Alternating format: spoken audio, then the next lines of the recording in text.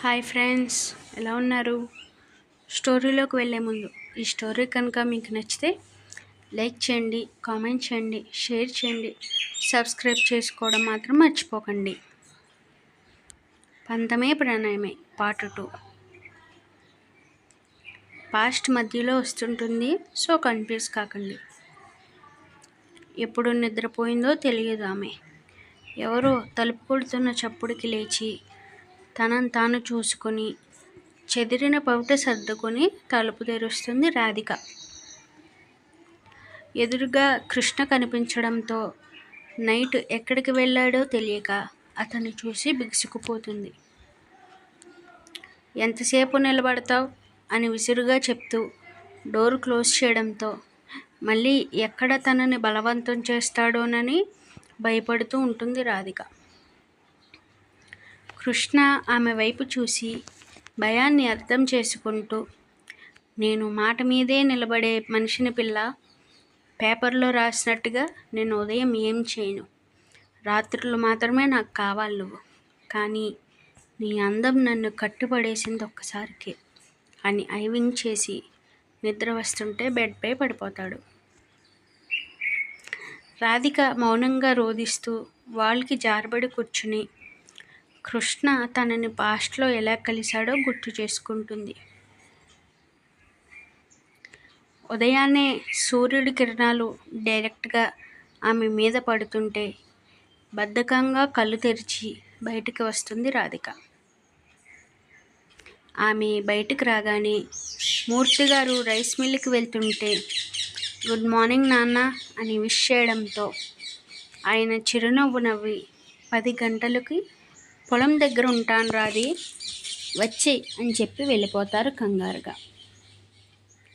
అమ్మా నాకు కాఫీ ఇవ్వు అని వంటింట్లోకి వెళ్ళడంతో కాంతం గారు కోపంగా, స్నానం చేయనిదే కాఫీ ఇవ్వను, వంటింట్లోకి రానివ్వను, వెళ్ళు త్వరగా స్నానం చేసిరా అని చేతిలో అట్లకాడతో గదమాయిస్తారు. రాధిక చిరాకుగా చూస్తూ నీకన్నా పిన్ని చాలా మంచిది అని పెరట్లో ఉన్న స్నానాల గదికి వెళ్ళి ఫ్రెష్ అయి వస్తుంది.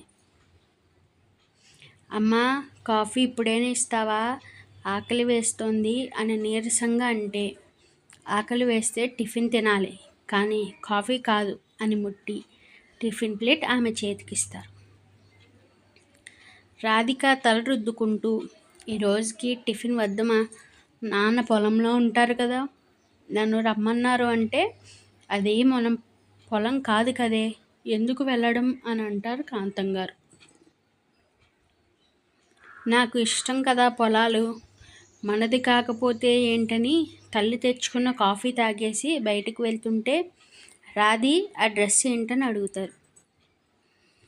బ్లాక్ కలర్ పంజాబీ డ్రెస్, ఎడమ చేతికి చైన్ వాచ్. రాధి అందులో అందంగా కనిపిస్తుంటే ఏమైందంటూ తనను తాను చూసుకుంటుంది. నలుపు వేసుకునే పొలాల్లోకి వెళ్ళకూడదు, మార్చే ఆ డ్రెస్ని. నాట్ ఫెయిర్ మా, ఐ లవ్ బ్లాక్ కలర్ అంటూ తల్లి మాట వినకుండా తను సైకిల్ తీసుకుని తండ్రి దగ్గరికి బయలుదేరుతుంది. చిన్నప్పటి నుండి ఆమెకెంతో ఇష్టమైన దేవుడు కృష్ణుడు. ఆయన్ని చూడగానే తెలియకుండానే పరవశం చెందుతుంది రాధిక. వాచ్లో టైం చూసుకొని 9 అవ్వడంతో తనకి కనిపిస్తున్న గుడి పక్కగా సైకిల్ పెట్టి కాళ్ళు కడుక్కొని గుడిలోకి వెళ్తుంది. ఆ గుడిలో ప్రత్యేకం ఏంటంటే వెనుక మొత్తం పంట పొలాలు, విశాలమైన ప్రాంగణం. ఎంతటి కలత చెంది వచ్చిన వారికైనా అంతకు రెట్టింపు ప్రశాంతతనిస్తుంది ఆ వాతావరణం. ప్రదక్షిణలు చేసి ఆమె గుడిలోకి వెళ్ళిన వెంటనే అందమైన కృష్ణుని విగ్రహాన్ని చూసి తన్మయత్వానికి లోని భక్తిగా చేతులు జోడిస్తుంది రాధిక. పంతులు గారు తీర్థప్రసాదాలు ఇవ్వడంతో కన్నయ్య, ఇప్పటి వరకు నా ప్రతి కోరిక నెరవేరేలా చేశావు. నేను టీచర్ అవ్వాలి అనుకుంటున్నా. అలా అవ్వడానికి మా నాన్నగారు ఓకే అనేలా చెయ్యవా ప్లీజ్ అని మొక్కుకొని పొలానికి స్టార్ట్ అవుతుంది. ఆమెని అందరూ పలకరిస్తుంటే చిరునవ్వుతో సమాధానం చెప్తుంటే దారిలో తన సైకిల్ని ఇద్దరు అడ్డంగా నిలబడతారు.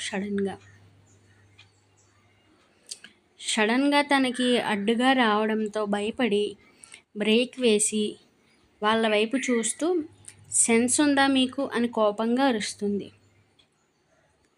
అందులో ఒకడు అయోమయంగా చూస్తూ, మామ, ఈ పిల్ల శని ఎదవా అని తిడుతుందిరా నిన్నని చెవిలో కొరుకుతాడు. ఏంటే, నేను శని ఎదవలా కనిపిస్తున్నానా? ఒంటి కాలుపై యుద్ధానికి పోతాడు వాడు. నేను బుద్ధి లేదా అన్నాను. ఇంగ్లీష్ రాకపోతే మీనింగ్ అడగాలి ఇడియట్ అని తిడుతుంది రాధిక. ఇంతకీ ఎవరి తాలూకా నువ్వు అంటూ రాధిక వైపు ఎగాదిగా చూస్తాడు బీడీ కాలుస్తూ. రాధిక కోపంగా చూస్తూ, ఎవరైతే నీకెందుకు, ఫస్ట్ రోడ్డుకి అడ్డంగా తప్పుకో అంటూ దుప్పటా 2 సైడ్స్ వేసుకుంటుంది. వాడిలో ఒకడు, మామ, నిన్న ఈ పిల్ల మూర్తిగారి ఇంటికి వచ్చిందిరా, ఆయన కూతురేమో అని గుసగుసగా చెప్తాడు. ఓహో, మూర్తిగారి కూతురువా, భలే ఉన్నావు పిల్ల అందంగా. పట్నంలో ఉంటావు కదా, బాగా వంటబట్టాయి నీళ్ళు, రంగు బాగానే తేలావు అంటూ వ్యంగ్యంగా మాట్లాడతాడు. వాడి మాటలకి రాధికకి అరికాల నుండి నడినెత్తి మీదకి మండడంతో వాడినొక్కటి పీకి, పిచ్చి వేషాలు వేస్తే చంపేస్తా, మైండ్ ఇట్ అని కోపంగా పక్కకు తోసి పొలానికి వెళ్ళిపోతుంది. వాడు కోపంగా 4 దిక్కులా చూసి, అందరూ చూసి వాడి నవ్వుతుంటే, నా ఊర్లోనే నా పరువు తీస్తావా, చెప్తానే నీ పని అనుకుని కోపంగా ఆమెను ఫాలో అవుతాడు వెనకనే. ఛీ, ఇలాంటి ఎదవలు ఇక్కడ కూడా ఉన్నారా, అర్జెంటుగా నాన్నకి చెప్పాలి అని కోపంగా అనుకుంటూ పొలం గట్టు మీద నడుస్తుంటే ఒక మాదిరిగా ఉన్న హీల్స్ వల్ల కాలు జారడంతో పడిపోయాను అనుకుని భయంతో కళ్ళు మూసుకున్న ఆమెని 2 చేతులు కాపాడుతాయని కళ్ళు తెరిచాక అర్థమవుతుంది. ఆమె పడిపోకుండా నించోబెట్టి, ఓయ్ అమ్మాయి, పొలం గట్టు మీద ఎలా నడవాలో తెలీదా, ఎందుకు వస్తారో తెలీదు తిప్పుకుంటూ అని ఆమె వైపు చూసి నవ్వుతాడు అతను.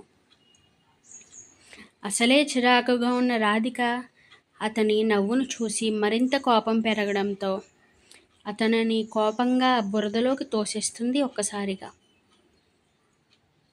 హేయ్, బుద్ధుందా నీకు, పెద్ద మెంటల్ దానిలా ఉన్నావేంటి పిల్ల అని అతను రాధిక వైపు కోపంగా చూసి అరుస్తుంటే, ఇంత బాడీ పెంచావు, తొయ్యగానే వెనక్కి పడిపోయావు అని నవ్వుతుంది రాధిక హేళనగా.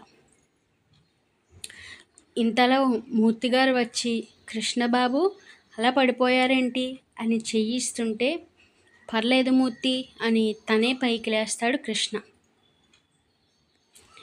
ఇదంతా దూరం నుండి చూసిన 2 కళ్ళు క్రూరంగా నవ్వుతుంటే కృష్ణ పంపు దగ్గరికి వెళ్ళి బురద మొత్తం క్లీన్ చేసుకుని మూర్తి గారితో కాసేపు మాట్లాడి కొంత డబ్బు తీసుకున్నాక, నీ పని చెప్తాను పిల్ల అని వార్నింగ్ ఇచ్చి వెళ్ళిపోతాడు కృష్ణ.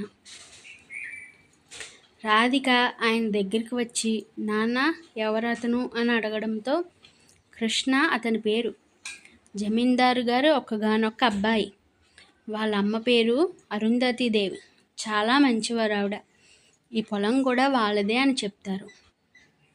మరి అతనికి తండ్రి లేడా అని అనుమానంగా అడుగుతుంటే, అతని చిన్న వయసులోనే చనిపోయారు, అప్పటి నుండి అరుంధతి గారు కష్టపడి పెంచారు, కానీ ఈ అబ్బాయి మాత్రం ఎప్పుడూ తిరుగుతూ ఉంటాడు ఖాళీగా, చదువు అస్సలే పట్టలేదు చిన్నప్పటి నుండి, మొరటోడని అసహనంగా అంటారు. ఎందుకో ఆయన మాటల వల్లనో తమ మొదటి పరిచయం వల్లనో వాట్ ఎవర్ ఇట్ మేబీ ఆమెకి మంచి ఒపీనియన్ కలగదు కృష్ణపై. కృష్ణ ఒక రోజున పొలంలో కూర్చుని కళ్ళు తాగుతుంటే రాధికపై పగపట్టినవాడు నెమ్మదిగా అతని పక్కకి చేరుతాడు బావా అంటూ. ఏందిరా సీను, సిగ్గు లేకుండా ఆడపిల్ల చేతిలో చెంపదెబ్బ తిన్నావంట కదా, పరువు ప్రాణం అంటావు, ఏడికి పోయిందని నవ్వుతాడు కృష్ణ. అప్పుడే ఊరంతా పాకేసిందా ఈ వార్తని మనసులో రగిలిపోతూ. బావా, నా సంగతి వదిలే, మొన్న తల కొట్టేసినట్టయిందిరా. ఆ పిల్ల పొలంలో అలా పడేసిందేటి నిన్ను? నువ్వా చూస్తూ ఊరుకున్నావు తప్ప ఏం మాట్లాడలేదు. అందరూ ఎంత నవ్వుకున్నారో తెలుసా నిన్ను చూసి అని చెప్తాడు దీనంగా. ఒరే సీనుగా, ఆ పిల్ల మూర్తి కూతురంట, పట్నం నుండి వచ్చిందని చెప్పాడు. అందుకే అతని ముఖం చూసి వదిలేశాన్రా. లేకపోతే ఆ పిల్ల పని పట్టడు ఎంతసేపు నాకని విసుగ్గా అంటాడు కృష్ణ. శ్రీను మనసులో నవ్వుకుంటూ, నువ్వు ఆ పిల్ల కోసం మంచిగా అనుకుంటున్నావు, కానీ నీ కోసం దారుణంగా మాట్లాడిందిరా ఆ పిల్ల. నాకే చాలా కోపం వచ్చింది. సరేలే వదిలి, మూర్తిగారి ముఖం చూసి వదిలేస్తావు మళ్ళీ. ఎందుకు గొడవ అని లేచి వెళ్తున్నట్టు నటిస్తాడు శ్రీను. కృష్ణ అనుమానంగా, నేను ఎవరో ఆ పిల్లకి తెలియదు కదా, మరి నా గురించి ఎలా మాట్లాడింది అని శ్రీను వైపు చూడటంతో అతను కంగారు పడుతూ, అదేంటి బావా, నువ్వు జమీందారు కొడుకువి, పైగా ఆ పిల్ల వాళ్ళ నాన్న పనిచేసేది నీ దగ్గర, నీ గురించి తెలియకుండా ఎలా ఉంటుంది అని అంటాడు. కృష్ణకి నిజమే అనిపించి ఆలోచనలో పడితే శ్రీను నవ్వుకుంటూ, కానీ కృష్ణ, నీ గురించి కూడా అలా మాట్లాడుతుందని అనుకోలేదు బావా, మరీ అంత దారుణంగా మాట్లాడుతుందని అస్సలు అనుకోలేదని మంట రాజేస్తాడు నెమ్మదిగా. మరి ఈ శ్రీను రాధిక కోసం కృష్ణకి ఏం చెప్పాడో గెస్ చేయండి ఫ్రెండ్స్ మీరు. ఇంకా ఉంది. Thank you for watching. And మెయిన్గా బ్యాక్గ్రౌండ్లో ఈ బార్స్ సౌండ్స్ అవి ఏమన్నా వస్తే సో ఇగ్నోర్ చేయండి. అవి నేనేం చేయలేను, మా ఇంటి చుట్టూ బోలెడన్ని పక్షులు ఉంటాయి.